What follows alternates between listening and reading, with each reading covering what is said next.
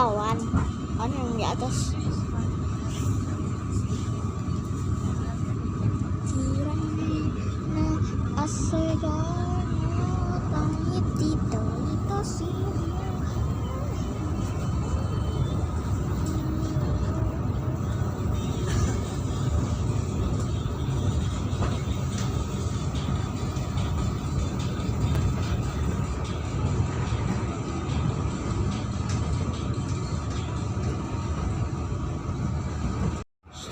Tuh lihat, terbang Re. Ya aku terbang. Oke, jembatan tinggi ini. Jembatan apa? Terbang.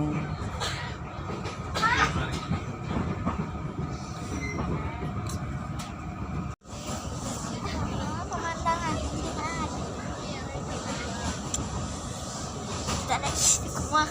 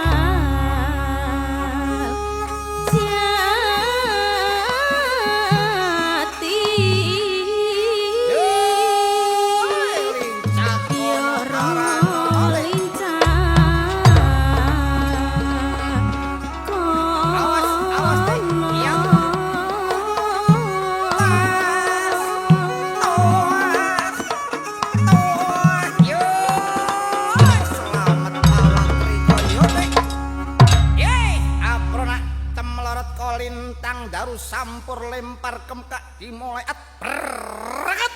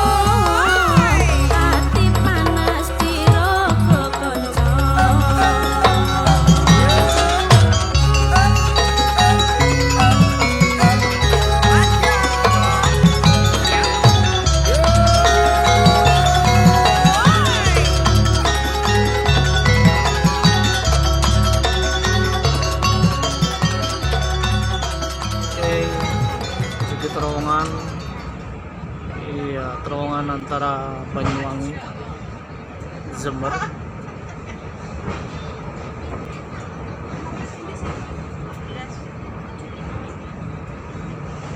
Ini menit-menit sasak saat. Oh,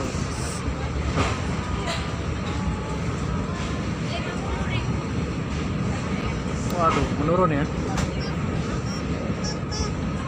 Iya, akhirnya.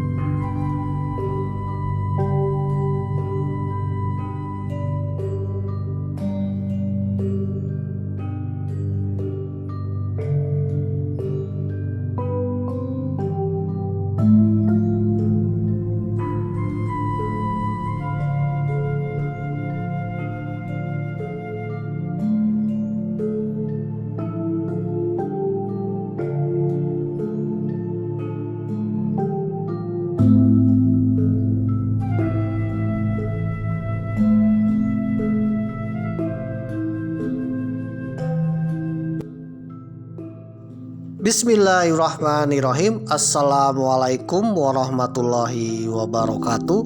Om Swastiastu, Namo Buddhaya, salam kebajikan. Om Santi Santi Om Sampurasun, Sugeng Rau, Ken kabari. Apa kabar dulur-dulur baraya warga negara Indonesia, tetap semangat di tahun 2025. Mudah-mudahan kita semua dapat keberkahan, dapat kesehatan, rezeki yang melimpah, kesuksesan dan keinginan yang tercapai. Mudah-mudahan di tahun 2025 ini keinginan saudara tercapai ya. Bagi yang kemarin sedang mencari jodoh, mudah-mudahan dapat jodoh di tahun 2025 ini. Bagi yang kemarin sedang mencari pekerjaan, mudah-mudahan dapat pekerjaan di tahun 2025 ini. Bagi yang sedang berjuang ya untuk mendapatkan sesuatu, ya mungkin ingin menjadi calon gubernur misalkan, waduh. Mudah-mudahan tercapai ya di tahun 2025 ini pemirsa. Amin. Oleh karena itu, marilah kita panjatkan puji syukur kita kehadirat Tuhan Yang Maha Esa. Marilah kita berdoa, mudah-mudahan saja di tahun 2025 ini menjadi tahun-tahun terbaik kita pemirsa.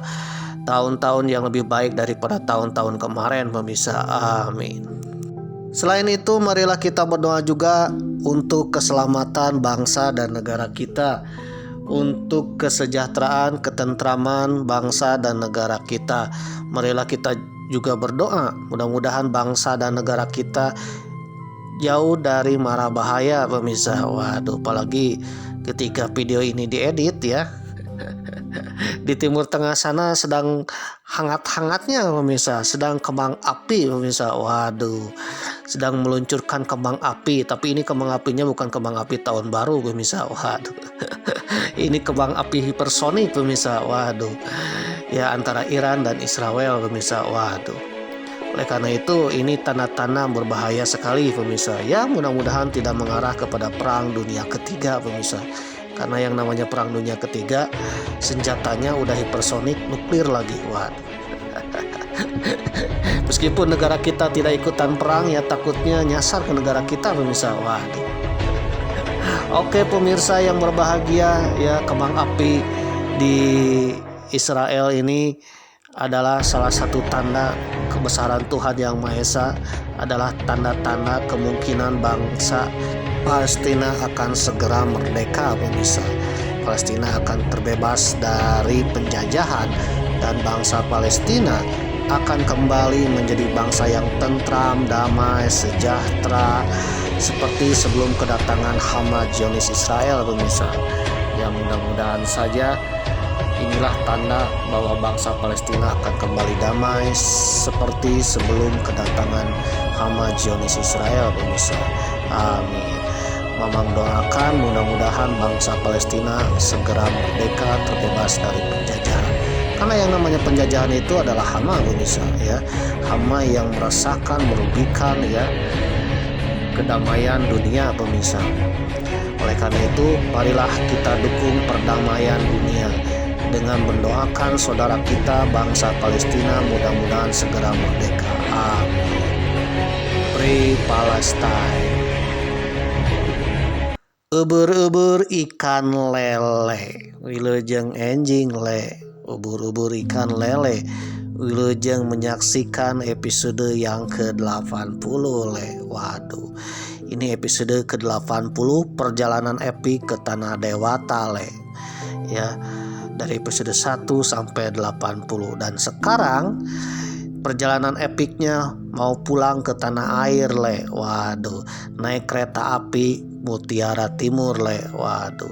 Jadi ceritanya episode yang ke-80 ini Mamang akan pulang ke tanah air dari Kabupaten Banyuwangi ke kota Tasikmalaya ya. Tanah air Mamang di Provinsi Haji Udin pemirsa. Maaf. Provinsi Kang Deddy Mulyadi ya, yang sekarang gubernurnya adalah Kang Deddy Mulyadi pemirsa. Bagi saudara yang di luar yang belum tahu di mana kota Tasikmalaya berada, kota Tasikmalaya ini ada di Provinsi Jawa Barat. Ketika video ini tayang, dipimpin oleh Kang Deddy Mulyadi alias Bapak Aing pemirsa. Ya, insya Allah kedepannya Bapak Aing akan menjadi pemimpin Nusantara pemirsa. Amin. Oke pemirsa yang berbahagia ya, Gini-gini juga Mamang punya tanah air le. Waduh ya, yang namanya bangsa Indonesia dari Sabang sampai Merauke punya tanah air. Waduh. Di manakah tanah air bangsa Indonesia? Di tanah air Indonesia pemirsa. Dari Sabang sampai Merauke. Waduh. Alhamdulillah ya bangsa Indonesia punya tanah air. Waduh, dengan 17.000 pulau. Waduh. Dari Sabang sampai Merauke pemirsa. Sumatera, Jawa, Kalimantan, Sulawesi, Papua, Maluku, Nusa Tenggara, Bali, dan pulau-pulau lainnya yang termasuk negara Indonesia, itulah tanah air bangsa Indonesia pemirsa. Ya, tanah air bangsa Indonesia warisan nenek moyang bangsa Indonesia.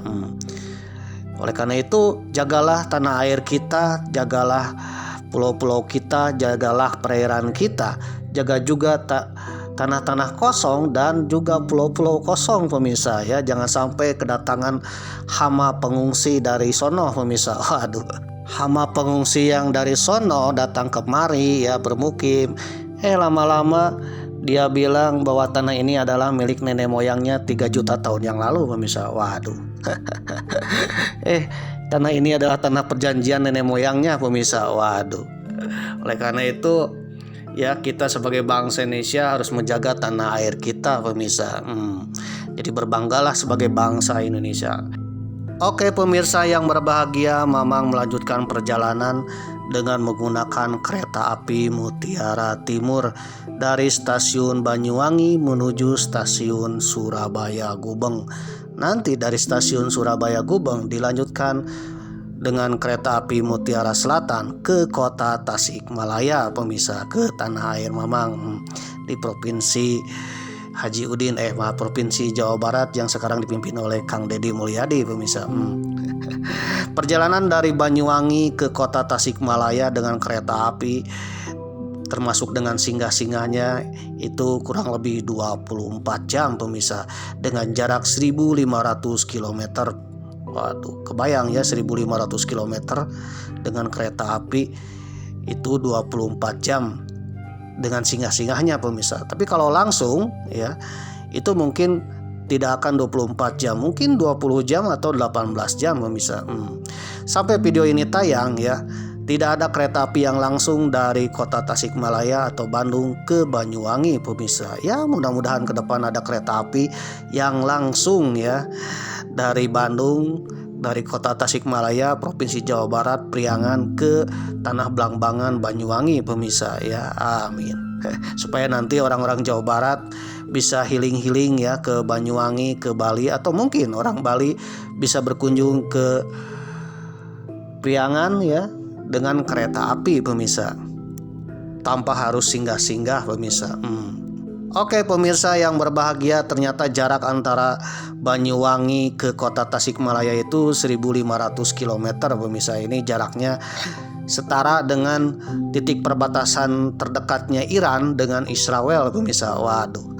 Jadi seandainya kalau rudal hipersonik milik Iran ini diluncurkan ke Israel dalam waktu 5 menit, itu artinya kalau teknologi hipersoniknya dipasangkan di lokomotif kereta api, ada kemungkinan perjalanan dari Banyuwangi ke kota Tasikmalaya itu 5 menit pemirsa. Waduh, kebayang ya naik kereta api dari Banyuwangi ke kota Tasikmalaya, Tasikmalaya ke Banyuwangi yang 1.500 km ditempuh dalam waktu 5 menit pemirsa. Ini melebihi kereta Wus pemirsa. Waduh. Jadi perjalanan kereta api ya dari Banyuwangi ke kota Tasikmalaya ini ibaratnya perjalanan hipersoniknya Iran ke Israel pemirsa. Waduh. Kita akan mendapatkan keuntungan apabila naik kereta api di siang hari pemirsa. Salah satu keuntungannya adalah kita bisa menikmati keindahan alam, landscape ya, wilayah yang dilewati kereta api. Perjalanan dari Banyuwangi ke Surabaya, kita akan menikmati alamnya Tanah Blambangan pemirsa. Waduh, konon daerah Blambangan ini tak terbatas di Banyuwangi saja pemirsa.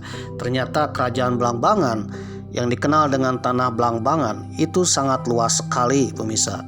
Di antaranya terbentang dari Banyuwangi ke Jember, ke Probolinggo, Situbondo, Panarukan, Bondowoso, Lumajang pemirsa, atau dikenal dengan Tapal Kuda.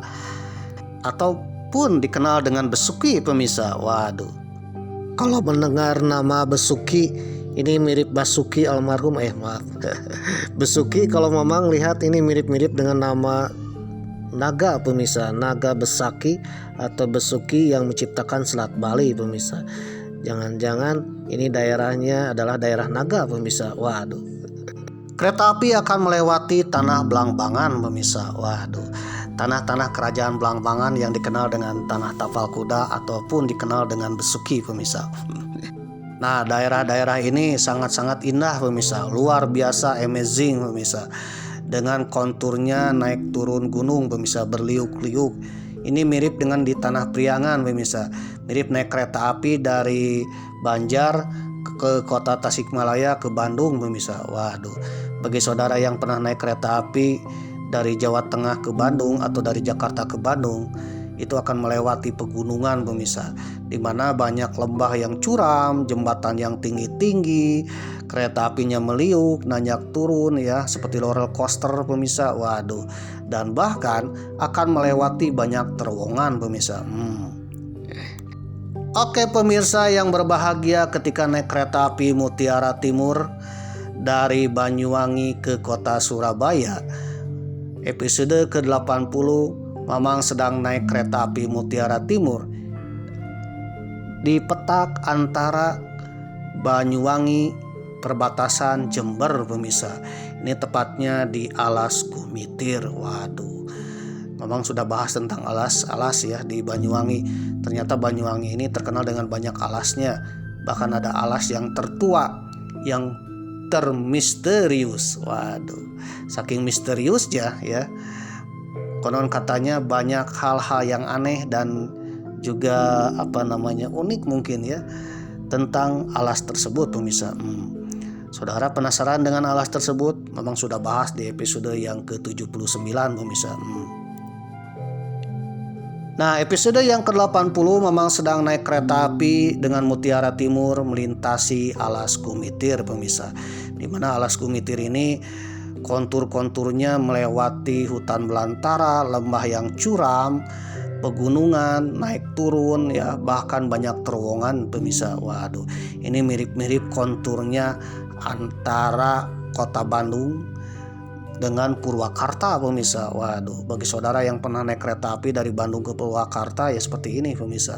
Banyak jembatan dan lembah-lembahnya pemirsa, tinggi-tinggi. Waduh, dan hutan belantara plus dengan terowongan-terowongannya pemirsa. Waduh, Mama nggak tahu nih nama jembatannya pemirsa. Yang jelas tinggi-tinggi pemirsa.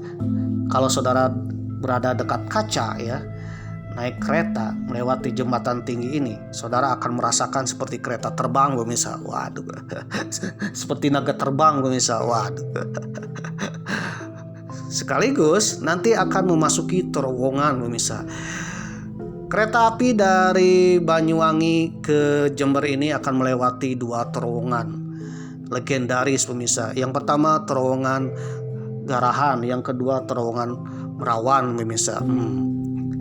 Bukan perawan ya, Merawan pemirsa. Dan terowongannya ternyata panjang-panjang pemirsa. Waduh. Dan ketika melewati terowongan ternyata konturnya turun pemirsa. Waduh, melewati terowongan turun lagi. Jadi inilah keindahannya tanah Blangbangan Banyuwangi, tepatnya di Alas Gumitir pemirsa. Oke pemirsa yang berbahagia, ketika melewati tanah Blangbangan atau dikenal dengan Tapal Kuda atau dikenal dengan wilayah Banyuwangi, Jember ya dan sekitarnya, itu merupakan daerah naga pemirsa. Waduh, kok daerah naga? Banyak sekali jejak-jejak naga di sini pemirsa. Waduh, banyak sekali jejak-jejak naga antara Banyuwangi, Jember pemirsa. Waduh, antara Alas Gumitir, Aras Purwo dan sebagainya pemirsa. Waduh, jejak-jejak naga. Saudara mungkin tahu naga? Bahkan Kabupaten Banyuwangi dijuluki Kota Naga pemirsa. Waduh, jadi salah satu kabupaten yang banyak julukan ya. Memang sudah bahas julukannya, dari julukan matahari terbit, dari julukan kota penari ya, dari julukan kota multikultur, dari julukan kota perdukunan, kota santet ya, kota dengan 1000 alas. Waduh, sekarang dapat julukan lagi ya, kota naga pemirsa. Dan wilayah Belambangan lainnya seperti Jember, Bondowoso, Situbondo, Panarukan, Lumajang, Probolinggo itu dikenal dengan daerah naga pemirsa. Sampai ke Bali pun dikenal dengan daerah naga. Kenapa seperti itu? Karena ada jejak-jejak naga di situ pemirsa. Waduh. Mungkin saudara akan bertanya apakah naga itu nyata atau hanya legenda, hanya mitologi, hanya dongeng pemirsa. Oke pemirsa yang berbahagia, Mama akan bahas tentang naga dan daerah naga pemirsa. Karena disinilah ada jejak-jejak naga. Ya, kalau ada jejak-jejaknya ya kita akan bahas ya, apakah naga itu nyata atau hanya mitologi, atau mungkin ya seperti apakah jejak-jejaknya. Bila saudara yang penasaran dengan cerita Mamang episode ke-80 ini, jangan skip ya. Siapa tahu bermanfaat dan mudah-mudahan bisa bermanfaat bagi saudara atau anak cucu cicit saudara pemirsa. Bagi saudara yang tidak penasaran, membosankan ya, jangan iri hati apalagi menggunakan dukun pemirsa. Waduh. Dukun di Banyuwangi ya, jalan-jalan di Banyuwangi, dukun itu untuk pengobatan bukan untuk menjahil orang pemirsa. Nah, bagi saudara yang tidak penasaran ya dan sudah tahu ceritanya atau mungkin membosankan ya, saudara boleh skip ya, skip aja ya, daripada iri hati skip aja pemirsa. Karena kalau saudara iri hati, Mamang pun tambah bahagia ya, butut-butut gak yang iri pemirsa. Waduh. Sudah iri ditonton lagi pemirsa. Waduh.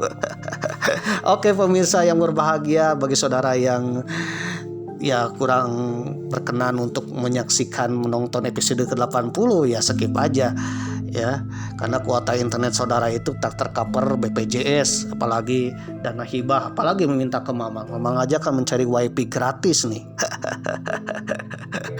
Apalagi meminta ke buzzer Israel pemirsa. Waduh.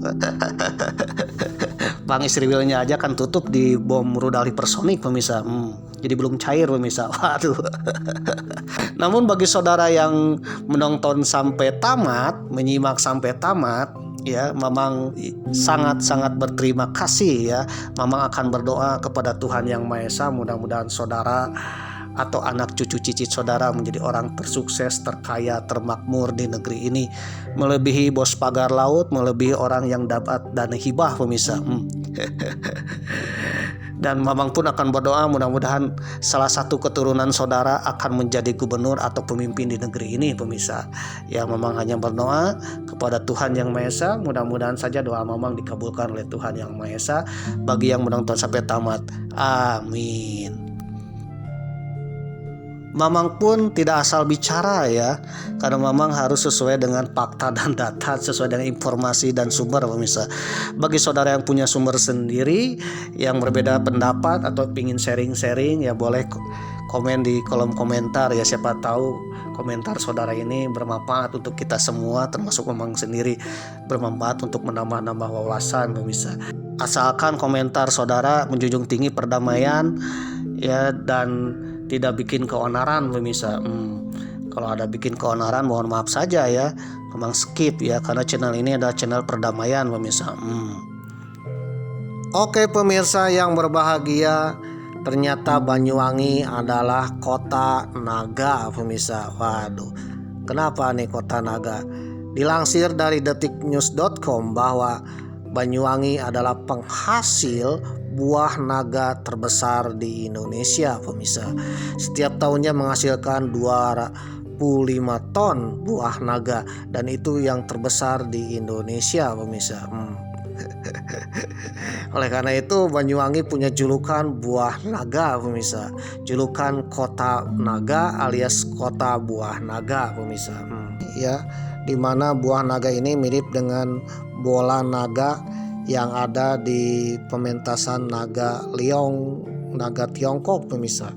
Jadi dalam mitologi Tiongkok ada seekor naga ya mirip dengan ular dan berkaki 4, di mana ketika kakinya itu bergerak ya, itu mengincar bola ya, bola naga. dan ternyata bola naga ini mirip dengan buah naga, ya, buah yang ada di Banyuwangi ini. Oleh karena itu dikenallah buah naga. Oke pemirsa yang berbahagia, yang namanya naga kita tak asing lagi ya. Naga adalah salah satu makhluk mitologi, makhluk-makhluk jadi-jadian ya. Namun dalam beberapa mitologi tentang naga, orang meyakini bahwa naga ini benar-benar ada pemirsa. Waduh. Dalam mitologi naga di Pulau Jawa, ternyata Pulau Jawa ini ya konon katanya dijaga oleh para naga pemirsa. Naga-naga yang ada di Jawa ini adalah naga-naga yang menjaga Pulau Jawa. Naga memiliki berbagai wujud dan peran. Beberapa jenis naga yang dikenal dan bahkan menjaga Pulau Jawa, diantaranya adalah Antaboga. Waduh. Lalu yang kedua adalah naga besuki. Yang ketiga naga taksaka. Yang keempat naga gini. Yang kelima antareja. Ya, yang keenam naga taksaka pemirsa. Waduh. Di daerah Tapal Kuda sendiri atau dikenal dengan daerah Blangbangan, yaitu daerah antara Banyuwangi, Jember, Situbondo, Bondowoso, Panarukan, Lumajang, Probolinggo ya, Pasuruan, itu masih kental dengan mitologi naga pemirsa, bahkan dikenal dengan daerah naga karena di sini banyak jejak-jejak kata-kata naga pemirsa. Waduh, bahkan jejak-jejak naga pemirsa. Salah satunya kalau kita berada di Jember, sebelah selatan Jember, saudara akan menemukan daerah yang dikenal dengan Pantai Watu Ulo. Ya, di mana di pantai itu ada batu-batu yang mirip dengan bagian tubuh sisik ular naga pemirsa. Waduh. Konon katanya Watu Ulo ini membentang dari Ponorogo ya sampai Ponorogo, lalu sebagiannya ada di selatan Jember, lalu sebagiannya lagi ada di Banyuwangi pemirsa. Mungkin memang akan bahas tentang Watu Ulo di episode yang lain. Dan itu dipercaya bahwa Watu Ulo ini adalah bekas dari tubuh naga yang membatu pemirsa. Mirip-mirip yang ada di Thailand ya, naga cave. Jadi ular yang besar melingkar ya, yang dikatakan naga cave atau gua naga pemirsa. Nah, di daerah utaranya Jember juga, di daerah Bondowoso, ada pegunungan dikenal dengan Punggung Naga pemirsa. Dan itu sebuah bukit yang mirip dengan Punggung Naga pemirsa. Kemudian di selatannya Jember itu ada pulau yang bernama Nusa Barong pemirsa. Barong artinya naga pemirsa, Nusa artinya pulau. Jadi istilah lainnya Pulau Naga. Di Jawa Timur ini banyak sekali ukiran-ukiran candi pada masa lalu. Itu ukiran candinya kebanyakan ukiran-ukiran candi naga pemirsa, ukiran-ukiran naga. Beda lain halnya dengan candi-candi yang ada di Jawa Tengah. Di Jawa Timur ini kebanyakan ya di dalam candinya itu ada kisah naga ataupun ukiran-ukiran naga. Lalu dari cerita legenda di sebelah timurnya Banyuwangi itu ada Selat Bali. Konon pembentukan Selat Bali ini tak lain dari aksi naga besuki pemirsa yang berkonflik dengan Manik Angkeran pemirsa. Waduh, Manik Angkeran, cerita Manik Angkeran dan naga besuki ini menciptakan Selat Bali. Naga Basuki ini adalah naga yang ada di Gunung Agung Bali pemirsa. Bahkan cerita Angling Dharma, kisah Angling Dharma ini ya, itu membawa kisah tentang naga pemirsa. Waduh, Angling Dharma bisa berbicara dengan binatang, konon katanya dibantu oleh naga Antareja pemirsa. Lalu ada lagi naga yang dikenal dengan naga Antaboga. Konon naga Antaboga ini adalah naga yang menjaga Pulau Jawa supaya tidak tenggelam pemirsa. Waduh. Konon daerah Jawa Timur bagian timur, tepatnya di daerah Probolinggo, Lumajang, Jember, Bondowoso, Banyuwangi, Situbondo atau dikenal dengan istilah daerah Blangbangan atau istilah lainnya Tapal Kuda. Daerah tersebut diberi nama juga daerah Besuki pemirsa. Nah, nama Besuki ini mirip-mirip nama naga, mitologi naga pemirsa. Mirip-mirip dengan makhluk mitologi naga yang menciptakan Selat Bali, yaitu naga Besaki atau Besuki pemirsa. Selain di Indonesia, ternyata yang dikenal dengan naga tersebar di mancanegara, di berbagai kebudayaan, di berbagai negara dan bangsa pemirsa, dari Eropa, Afrika, Asia sampai ke Indonesia, sampai ke Tiongkok ya, dan juga sampai ke suku-suku pedalaman pemirsa. Mereka mengenal istilahnya naga. Nah, dari sinilah Mamang kepikiran nih, apakah di Jawa Timur yang banyak sekali menyimpan kata-kata naga, entah itu nama gunung, nama pulau ya, ataupun nama bebatuan yang mirip-mirip naga. Waduh, bahkan cerita naga juga. Waduh, bahkan mitologi naga juga.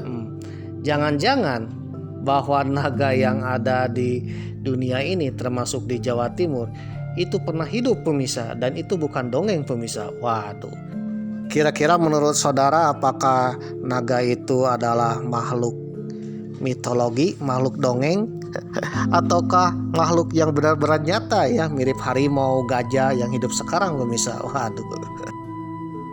Dilansir dari historia.id dengan judul artikel apakah naga benar-benar ada? Naga rupanya benar-benar ada, setidaknya begitu kata orang-orang dulu.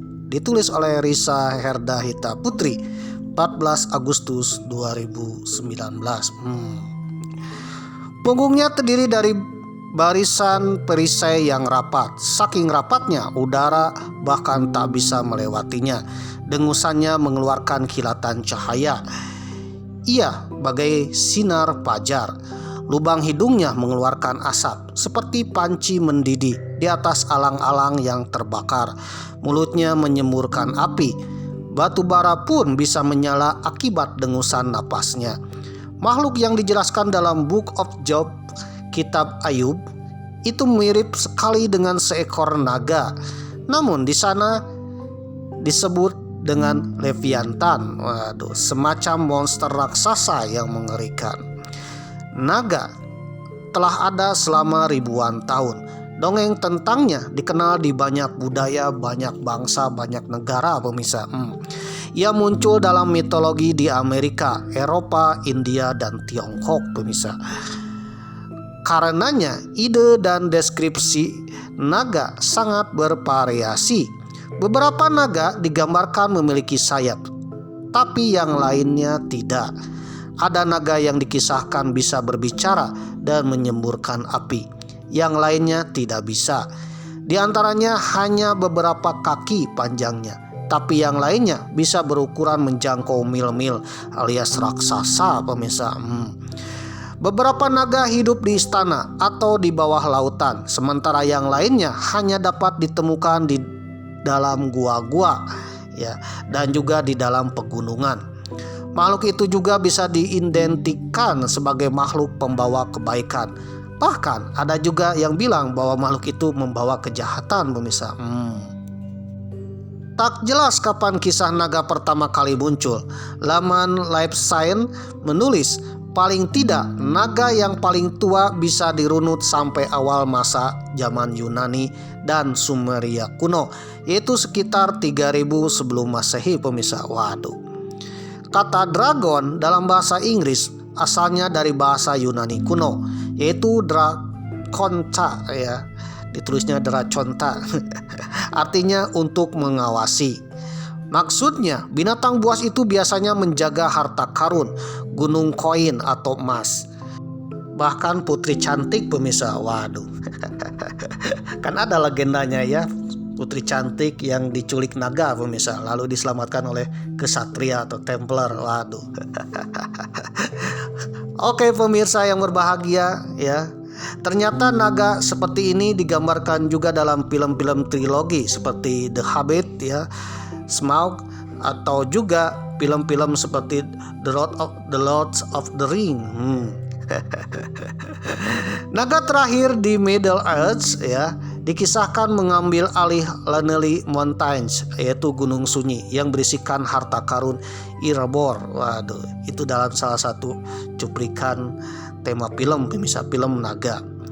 Naga diwujudkan sebagai makhluk yang menyeramkan, terutama waktu agama Kristen menyebar ke seluruh dunia. Pada abad pertengahan, kebanyakan orang mendengar kisah naga dari Alkitab.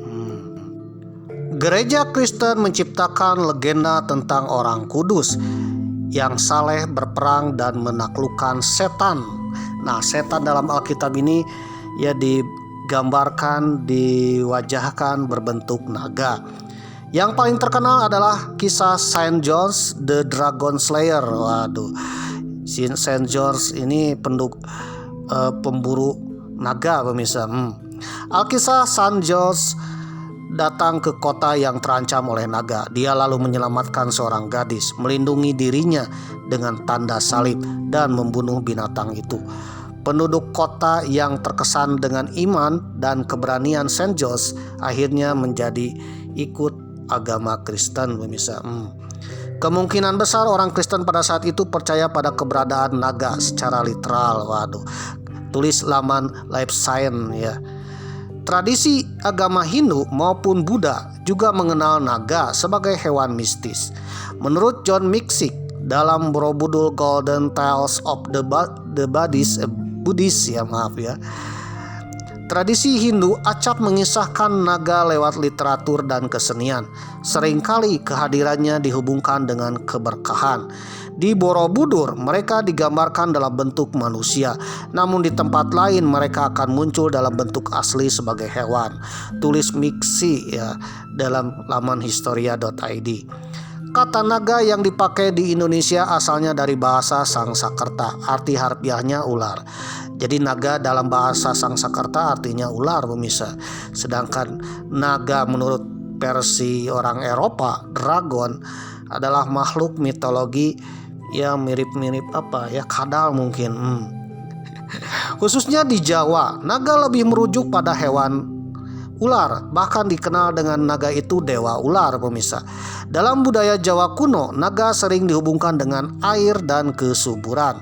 Di Jawa ada banyak kisah tentang naga yang muncul dalam pahatan di candi. Biasanya dihubungkan dengan air amerta atau air kehidupan dalam kisah Samudra Mantana. Memang sudah bahas saya tentang Samudra Mantana dan air amerta ya di episode berapa nih, kalau nggak salah 17 ya. Di Tiongkok naga disebut dengan long ya, liong. Sebagaimana disebut laman Life Science, ia adalah makhluk yang hidup di lautan, danau, sungai, dan bahkan air hujan. Mereka dipuja sebagai simbol yang memberi kehidupan dan juga keberuntungan serta kesuburan yang mampu melepaskan hujan di musim kemarau. Mereka digambarkan sebagai hewan yang punya tubuh seperti ular, sisik ikan, cakar elang, tanduk rusa, dan wajah kilin, yaitu makhluk suci dalam legenda Tiongkok. Jadi Tiongkok ini naganya dikenal dengan liong ya, karena liong itu bentuknya ular, ada kakinya, di kaki ada cakarnya ya, kakinya 4 pemirsa. Dan bersisik seperti ikan pemirsa, ikan-ikan yang sangat tajam. Dan cakarnya seperti cakar elang pemirsa, dan punya tanduk rusa, dan wajahnya jilin. Jilin ini adalah makhluk mitologi Tiongkok pemirsa. Fakta di balik legenda naga. Namun kepercayaan pada naga tak hanya berdasarkan legenda. Banyak juga orang dulu yang meyakini berdasarkan bukti kuat adanya naga pemirsa. Bahkan nenek moyang kita percaya adanya naga pemirsa. Yang paling unik ini, naga ini dipercaya oleh semua bangsa pemirsa. Hampir semua budaya dan bangsa di dunia ini percaya adanya naga pemirsa. Waduh, cuman bentuk wajah naganya kan macam-macam pemirsa. Kalau di Nusantara atau di Jawa sendiri, bentuk naga itu tak lain adalah ular besar pemirsa. Ular mitologi ya, entah itu berkaki atau tidak, itu disebut dengan naga pemirsa. Karena dalam sejatinya naga dalam bahasa Sangsekerta adalah ular pemirsa. Contohnya, selama ribuan tahun tak ada yang bisa menjelaskan tentang tulang-tulang raksasa yang ditemukan di seluruh dunia. Dilansir dari laman Life Science, beberapa abad lalu desas-desus tentang naga terkonfirmasi keberadaannya oleh saksi mata. Para pelaut yang kembali dari Indonesia melaporkan telah bertemu dengan makhluk tersebut. Makhluk yang katanya sejenis kadal itu dapat menjadi agresif dan mematikan. Panjangnya sampai 10 kaki. Namun ternyata naga yang dimaksud memang ada pemirsa di Indonesia, ya, yaitu naga komodo pemirsa. Jadi dulu orang tergila-gila dengan naga, mencari jejak-jejak naga, sampailah ke Indonesia. Ya, para penjelajah itu sampai ke Pulau Komodo pemirsa dan menemukan makhluk yang sesuai dengan ciri-ciri naga, punya kaki 4 ya, dan juga punya bisanya ya. Yang namanya komodo kan punya bisa juga pemirsa, sekali digigit kan ada bakteri ya. Jadi bentuk komodo inilah ya yang dianggap dengan naga pemirsa. Mirip dengan naga, sebelumnya diyakini gigitan komodo sangat mematikan karena bakteri beracun di mulutnya. Meskipun mitos itu dibantah pada tahun 2013 oleh tim peneliti dari Universitas Queensland. Ya, memang. Jadi itulah yang dikenal dengan naga pemirsa. Pada masa lalu, naga kerap dipakai untuk menyebut hewan tak dikenal. Pada abad ke-16 misalnya, Peksin, seorang personil militer yang ikut berlayar bersama Cheng Ho, sempat mengunjungi bagian utara Sumatera. Dalam buku catatannya Perjalanan di Lautan, Singchai Senglan ya, dia menceritakan adanya sebuah pulau yang sering didatangi naga. Pulau itu menjulang di Laut Lambri. Jaraknya 1 hari 1 malam jika berlayar ke arah barat dari Pulau Sumatera. Naga-naga yang ke sana meninggalkan liur yang tinggi, nilainya di pasaran. Pada setiap musim semi, beberapa ekor naga suka datang ke sana bermain-main. Kalau sudah begitu, air liurnya banyak tertinggal di pulau. Karenanya orang menyebutnya sebagai Pulau Liur Naga. Rupanya berdasarkan terjemahan W.V. Grootnevel dalam Nusantara dalam catatan Tionghoa, liur naga itu adalah ambergris. Ambergris ini adalah muntahan paus pemirsa. Naga yang dimaksud tak lain merupakan paus pemirsa. Waduh.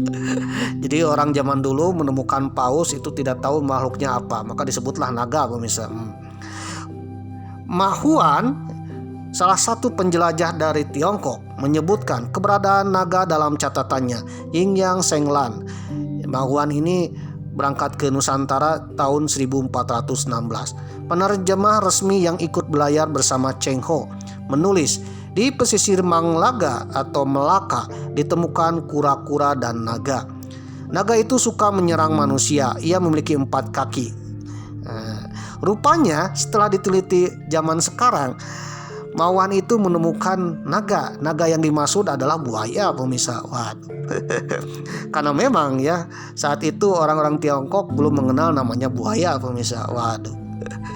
Seluruh tubuhnya ditutupi dengan sisik, sederet tanduk di punggungnya dengan kepala seperti naga dan gigi keluar dari mulutnya. Jika bertemu manusia, naga ini akan memakannya, tulis Ma Huan. Ternyata yang dimaksud adalah buaya pemirsa. Begitupun dengan orang Eropa. Orang Eropa menemukan banyak tulang berulang, di mana tulang berulang itu kalau disusun ya, itu membentuk yang dikenal dengan naga khas Eropa, naga yang bisa terbang ya. Naga-naga. Karena tulang-tulang tersebut adalah makhluk yang asing ya, yang tidak tahu apakah makhluk apa ya. Akhirnya orang Eropa menggambarkan bahwa makhluk tersebut adalah naga pemirsa.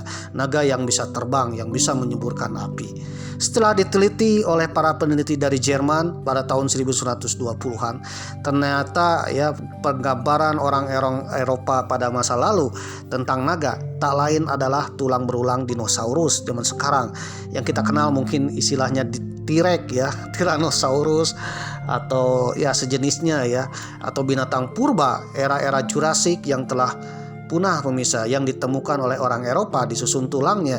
Atau mungkin orang Eropa menemukan dinosaurus yang masih utuh, atau mungkin ada dinosaurus terakhir yang masih utuh pemirsa.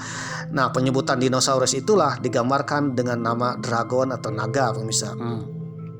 Jadi kesimpulannya, naga atau dragon ini adalah penggambaran manusia terhadap makhluk yang tidak dikenal pemirsa.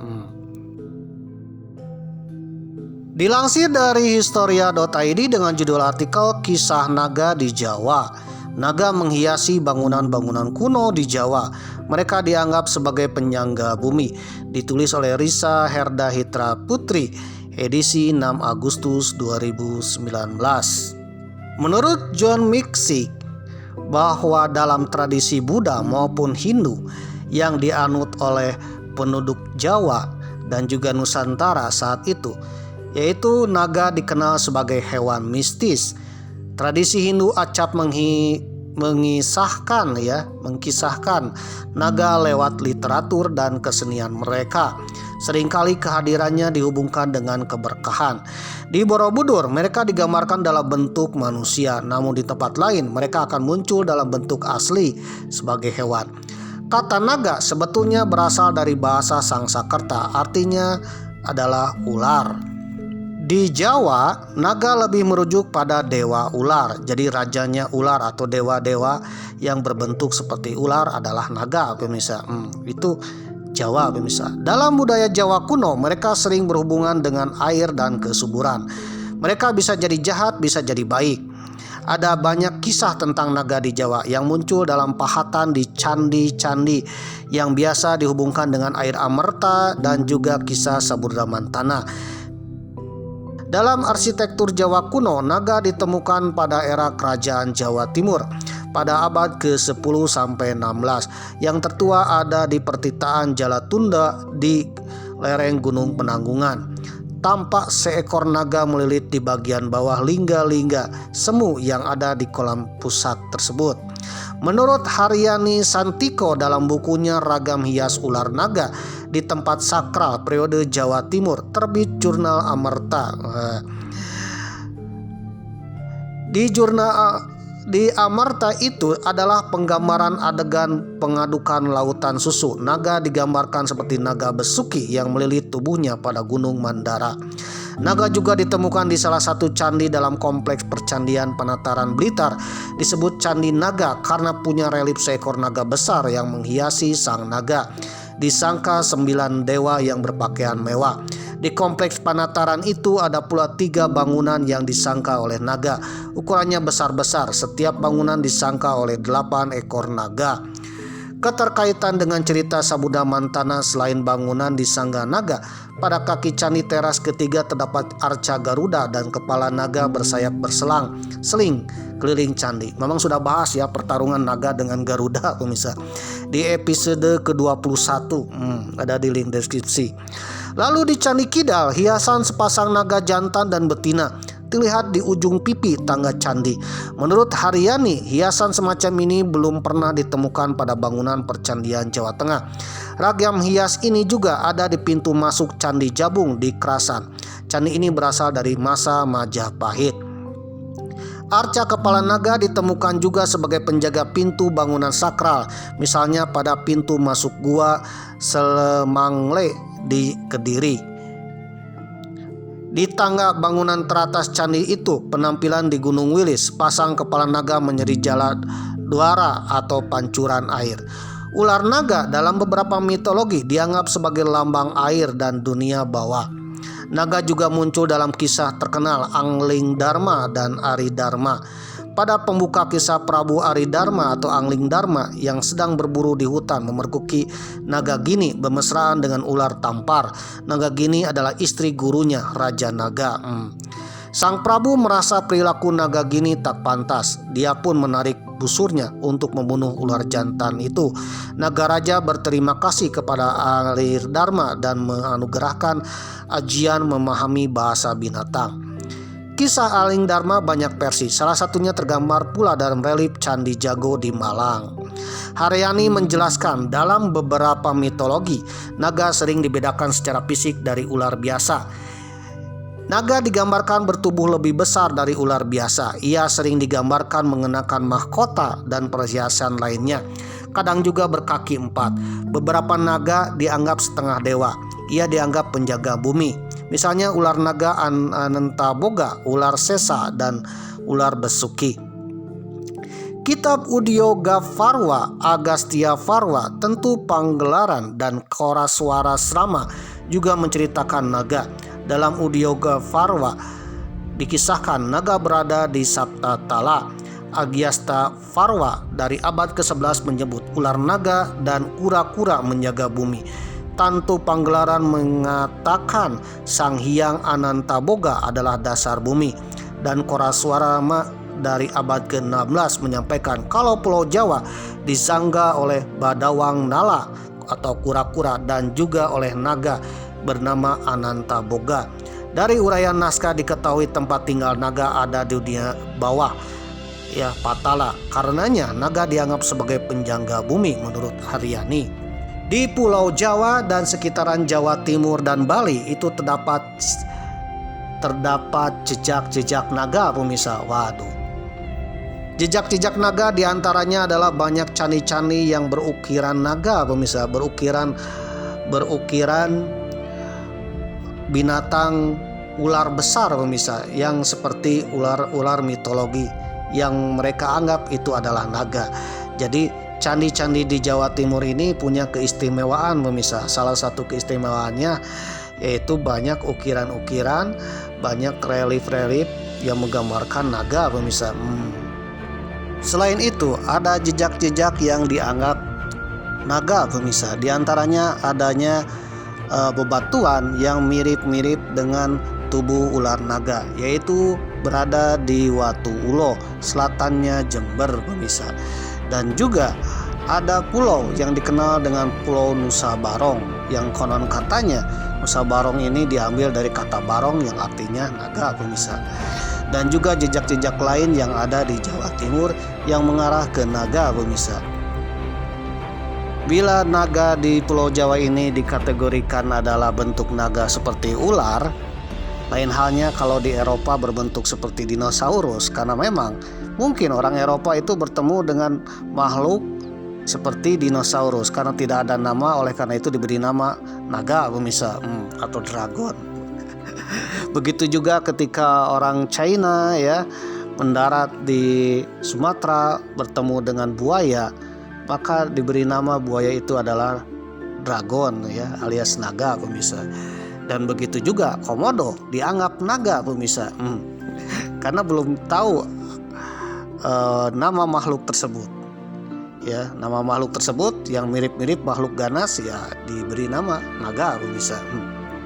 Oleh karena itu, jadi penamaan naga ini berdasarkan di mana manusia bertemu dengan suatu makhluk atau hewan yang tidak tahu namanya, pemirsa. Dan makhluk itu sangat-sangat kuat, sangat-sangat menakutkan, dan juga mungkin sangat besar, pemirsa. Oleh karena itu orang Indonesia menyebut naga ini adalah ular, ya. Kemungkinan ular ini bukan ular biasa tetapi ular yang sangat besar, yang mungkin ularnya ular sangat besar atau bentuk ularnya, ya, sangat-sangat menakutkan, pemirsa. Jadi ada kemungkinan bahwa naga yang dimaksud adalah bukan dongeng, tetapi memang, ya, ada kemungkinan zaman dulu manusia bertemu dengan ular, pemirsa. Ular yang sangat besar, karena saking besarnya dan menakutkan maka diberi julukan naga, pemirsa. Waduh. Yang menjadi pertanyaan, kenapa orang Jawa menyebut naga itu adalah ular, pemirsa? Dragon itu ular, ya, tidak seperti dinosaurus. Ada kemungkinan orang Jawa bertemu dengan ular yang sangat besar.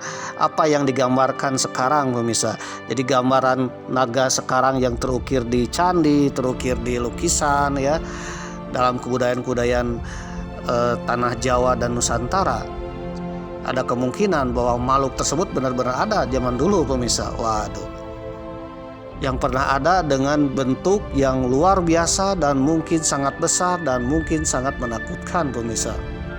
Biasa dalam kepercayaan orang Indonesia atau Nusantara kita mengenal dengan totemisme. Totemisme ini artinya mengkeramatkan hewan-hewan yang dikeramatkan ya, atau dianggap hewan-hewan yang dimuliakan. Seperti harimau dimuliakan karena keganasannya pemirsa. Waduh. Buaya dimuliakan karena kebesaran dan keganasannya pemirsa. Begitu juga dengan komodo. Nah, begitu juga dengan naga pemirsa.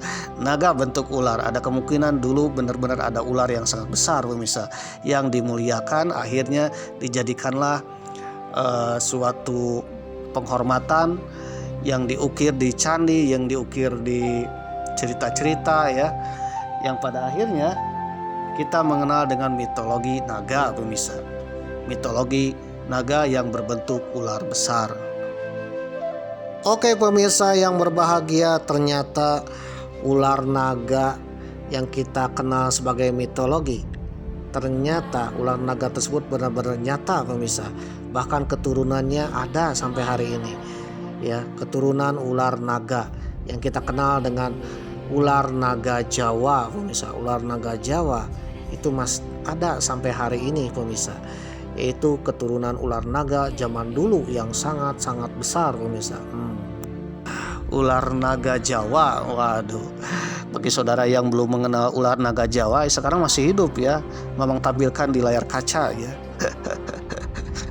Dilansir dari detik.com dengan judul artikel mengenal ular naga Jawa dengan spesiesnya Sexnodermus javanicus yang benar-benar nyata, ditulis oleh Ulfia Nur Azizah, edisi Kamis 22 Agustus 2024.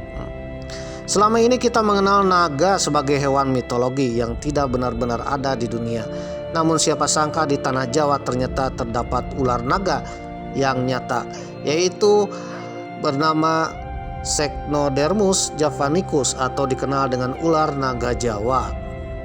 Genus Sexnodermus adalah kelompok ular yang memiliki ciri-ciri unik berupa gabungan karakteristik dari keluarga Hydridae dan Boidae.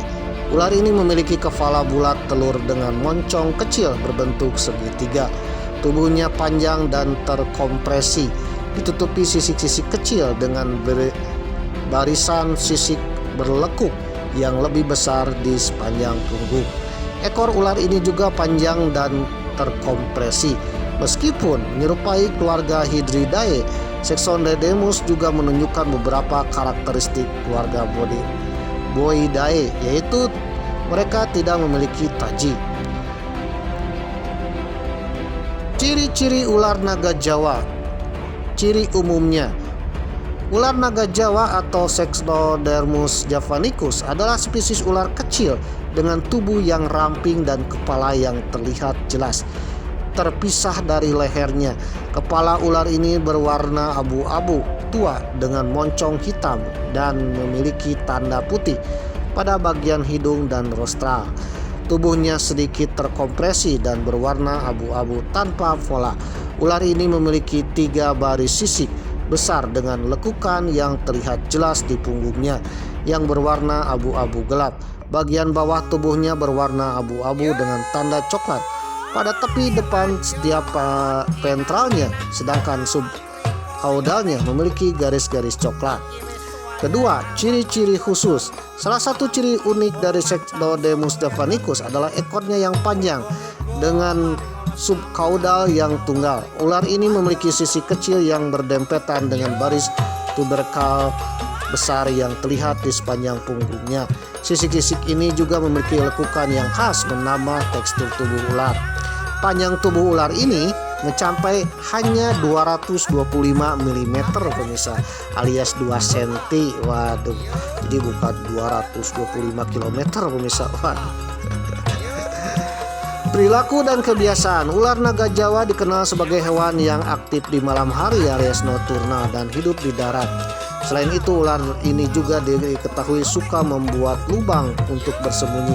Habitat alaminya adalah hutan ya, yang lembab di semenanjung antara Malaya, semenanjung Sumatera, se-Jawa ya, sampai Nusa Tenggara Timur. Ular ini sering ditemukan di tanah basah ya, kayu yang membusuk atau dekat dengan aliran air. Makanannya terdiri dari amfibi, terutama katak yang menjadi sumber makanan utamanya. Habitat ular ini penyebarannya yaitu wilayah Asia Tenggara, di antaranya Semenanjung Malaya, Sumatera, Borneo, Jawa sampai Nusa Tenggara. Namun, ular ini tergolong spesies yang langka. Di Thailand misalnya, ular ini hanya diketahui dari 2 spesimen yang ditemukan di Provinsi Yala. Selain itu, ular ini juga dapat ditemukan di wilayah Myanmar, Burma, dan Indonesia yang menjadi bagian dari regional persebarannya. Salah satu kebiasaan ular ini adalah ketika diserang oleh musuh, ular ini akan membatu pemirsa. Waduh, seolah-olah mati, seolah keras seperti batu pemirsa. Ini mirip-mirip dengan batu ulo pemirsa. Waduh. Ada kemungkinan bahwa orang-orang Jawa atau orang-orang Nusantara ya menggambarkan naga seperti ular Sexodermus javanicus ini. Ada kemungkinan dulu Sexodermus javanicus itu ya panjangnya tidak 2 cm tetapi mungkin lebih dari 225 meter pemirsa. Waduh, alias ular raksasa pemirsa. Karena ular raksasa itulah maka dikenal dengan naga pemirsa.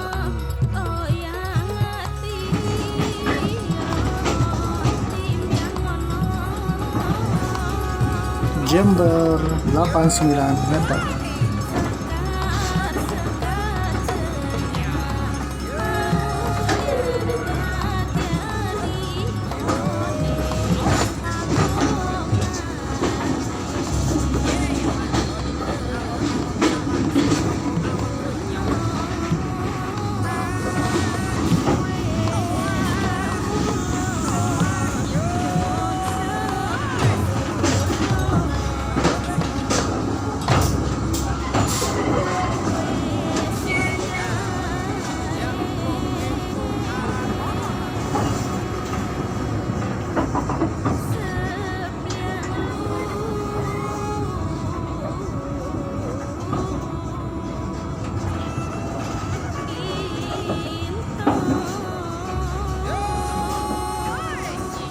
Oke,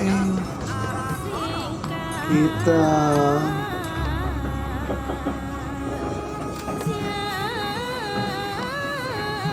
kereta api jarak jauh nih. Jakarta Gambir Jember Pandalunya.